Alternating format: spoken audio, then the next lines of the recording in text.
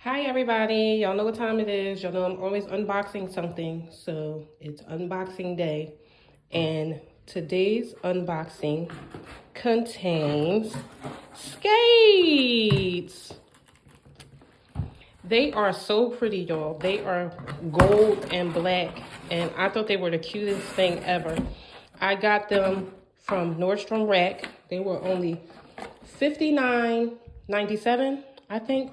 I was going to get these Cynthia Rowley skates, which they were really, really gorgeous. The floral print ones. I don't know if you shop on Free People, you probably seen them. But I was going to get those, but then I saw these at the last minute.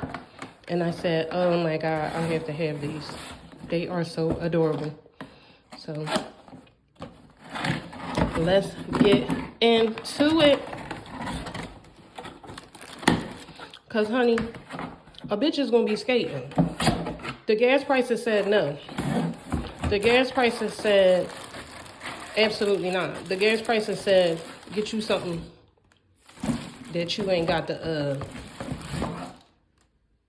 spend in order to travel. These are freaking adorable. Like, come on, y'all.